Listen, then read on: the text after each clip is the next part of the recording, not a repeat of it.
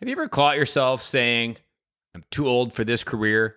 I know it's something that's repeated a lot out there, and that phrase can kind of come up in a lot of different ways. Whether you are playing with your kids, you'd be like, oh man, I'm getting too old for this, or you're roughhousing on the floor, or whether maybe you do a manual labor job, whatever it may be, getting too old for this is something we often say a lot as we get old as men.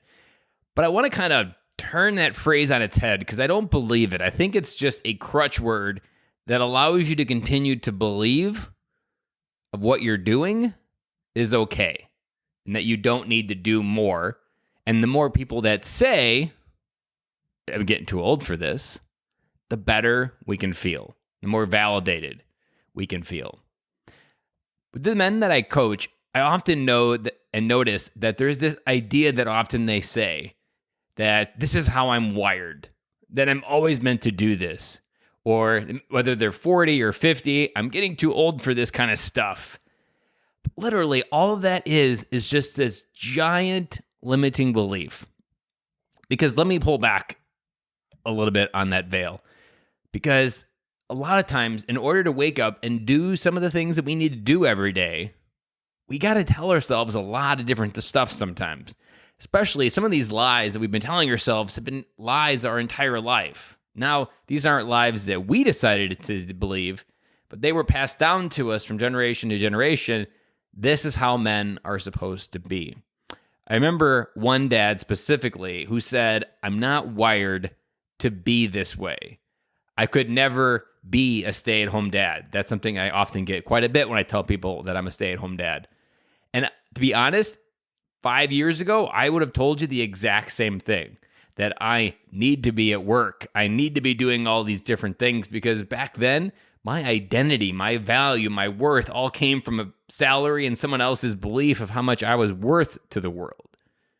And there was a certain point where I had to switch my mindset and say, you don't get to determine what I choose to believe my value to be anymore. Because when we get assigned a number, whether it be an hourly wage or a salary, there's a huge component that yes, I'm worth $45,000 a year. That is my value to the world, and that's all I'll ever have. Or maybe you're on the higher spectrum.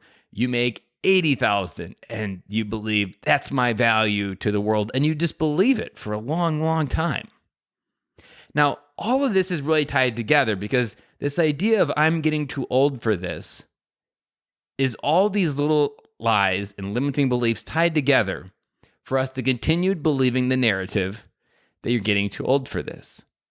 Because a lot of the times when you're saying that, I know if I look back at the times I was saying it, I was stagnant in my health, my food, my ability to be a better dad, and I'm getting too old for this was just this nice, comfortable excuse that every other dad validated was okay to say, and I could just keep repeating. And it would give me the validation that I needed to stay right where I was.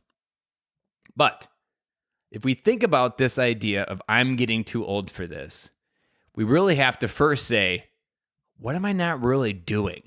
What areas do I really need to go bigger on?